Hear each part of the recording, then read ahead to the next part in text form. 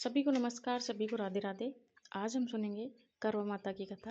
करवा माता की कथा स्त्रियां करवा चौथ के दिन सुनती हैं। केवल यह पति पत्नी के बीच का अटूट बंधन का प्रतीक है, बल्कि नारी की शक्ति और धैर्य का प्रतीक है। करवा चौथ की कथा हमें याद दिलाती है कि प्रेम, विश्वास और त्याग का रिश्ता है, एक परिवार की नींव को मजबूत प्रदान करता है। एक दिन का महत्व केवल उपवास तक सीमित नहीं है, बल्कि यह आत्मीयता और स्नेह से रिश्ते को पुनः जीवित करने का दिन है। करवा चौथ की यह कथा हमें बताती है कि सच्चा प्रेम केवल देह से नहीं, बल्कि आत्मा से होता है, जहाँ कोई शर्तें नहीं होती, केवल समर्पण और विश्वास होता है। चंद्रमा के उदय के साथ जब व्रतधारी स्त्रियां अपने पूजा संपन्न करती हैं, तो उनके अद्वितीय शांति और प्रसन्नता दिखाई देती है। आइए श्रोताओं, आज करवा चौथ के व्रत को पूर्ण करने वाली इस दिव्य कथा का रसपान करते हैं और अपने अपनी सुहाग की लंबो आयु की कामना करते हैं। करवा चौथ का व्रत महान प्रेम का अटूट बंधन, सजनी करती पूजा आज हो दीर्घायु साजन का जीवन, इस शुभकामना के साथ अभी सभी माता बहनों को करवा चौथ की ढेर सारी शुभकामनाएं। आज इस कथा को सुनकर वीडियो को लाइक करें, चैनल को सब्सक्राइब करें और कमेंट बॉक्स में माता हमारे पति की लंबी आयु हो इस प्रकार लिखें। पहली पौराणिक कथा के अनुसार करवा देवी अपने पति के साथ तुंगभद्रा नदी के पास रहती थी।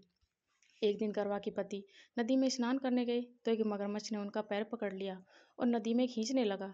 परंतु मृत्यु को करीब देखकर करवा ने को पुकारने लगा और करवा दौड़कर नदी के पास पहुंची। पति को मृत्यु के मुंह में ले जाते समय उस मगर को देखा। करवा ने तुरंत एक कच्चा धागा लेकर मगरमच्छ को एक पेड़ से बांध दिया। करवा के सतीत्व के कारण मगरमच्छ कच्चे धागे में ऐसा बंधा कि टस से मस नहीं हो पा रहा था। तभी करवा के पति और मगरमच्छ दोनों प्राण के संकट में फंसे हुए थे। करवा ने यमराज को पुकारा और अपने पति को जीवन दान देने के लिए और मगरमच्छ को मृत्यु दंड देने के लिए कहा। यमराज ने कहा कि मैं तो ऐसा नहीं कर सकता, क्योंकि अभी मगरमच्छ की आयु शेष है और तुम्हारे पति की आयु तो पूरी हो चुकी है। तब क्रोधित होकर करवा ने यमराज जी से कहा कि अगर आपने ऐसा नहीं किया तो मैं आपको श्राप दे दूंगी। सती के शाप के भयभीत होकर यमराज जी ने तुरंत मगरमच्छ को यमलोक भेज दिया और करवा के पति को जीवन दान दे दिया।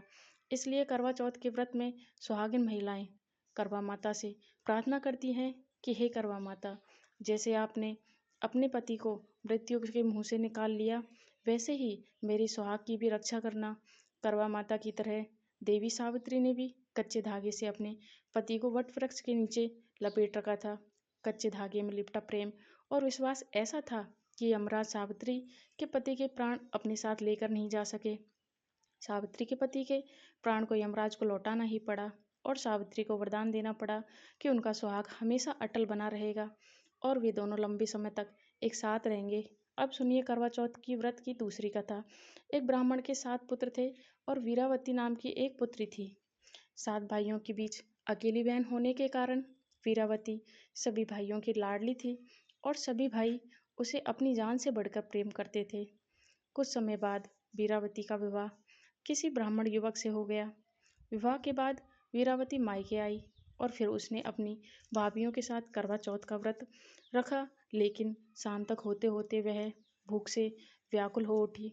सभी भाई खाना खाने बैठे और अपनी बहन से भी खाना खाने के लिए आग्रह किया तो बोले, लेकिन बहन ने बताया कि आज उसका करवा चौथ का व्रत है, निर्जल व्रत है, तो वह खाना सिर्फ चंद्रमा का उदय होने पर ही खाएगी और अर्घ देकर खाएगी, लेकिन चंद्रमा तो अभी निकला ही नहीं। इसलिए वह भूख प्यास से व्याकुल हो उठी और वीरावती की ऐसी दशा और ऐसी हालत देखकर उसके भाइयों से देखी नहीं गई। फिर एक भाई ने पीपल के पेड़ पर एक दीपक जलाकर चलनी में ओट में रख दिया और दूर से देखने पर वह ऐसा लग रहा था कि मानो जैसे चांद निकल आया हो। फिर एक भाई ने आकर वीरावती को कहा कि बहन, चांद निकल आया है, तुम चांद को अर्घ देने के बाद भोजन कर सकती हो। बहन खुशी खुशी के मारे सीढ़ियों पर चढ़कर चांद को देखने लगी और चांद को अर्घ देकर भोजन करने बैठ गई। उसने जैसे ही पहला टुकड़ा मुंह में डाला तो उसके छींक आ गई। दूसरा टुकड़ा मुंह में डाला तो उसमें बाल निकल आया। उसके बाद जैसे ही उसने तीसरा टुकड़ा मुंह में डालने की कोशिश की, तभी उसे ससुराल से समाचार मिला कि उसके पति का स्वास्थ्य बहुत खराब है। वह शीघ्र ही अपने पति को देखने ससुराल पहुंच गई।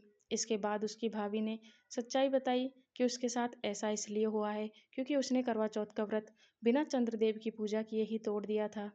उसके भाइयों ने झूठा दीपक जलाकर चांद निकाल दिया। उसने यह सच मानकर व्रत तोड़ दिया था। इसी कारण उसका पति बीमार पड़ गया।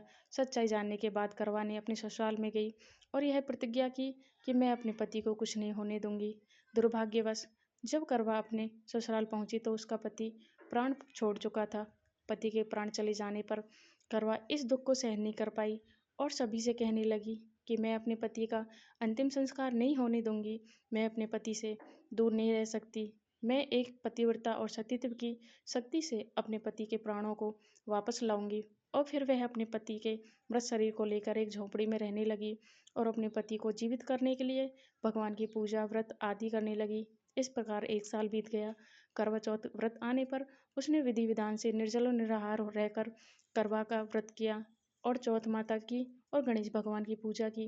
रात को चंद्र देवता को अर्घ्य देकर व्रत का समापन किया। व्रत का समापन होते ही पति जय गणेश, जय गौरी, जय गणेश, जय गौरी कहता हुआ पुनर्जीवित हो गया। इस प्रकार करवा चौथ के पुण्य प्रभाव से वीरावती का पति उसे वापस मिल गया। और तब वीरावती ने चौथ माई से प्रार्थना करी कि हे माँ, जिस प्रकार आज आपने इस वीरावती को सुहागिन बनाया और चिर सुहाग आशीर्वाद दिया, ठीक उसी प्रकार हे माता, हे गणपति भगवान, सभी स्त्रियों को सुहागन रहने का आशीर्वाद देना। प्रेम से बोलिए करवा माता की जय।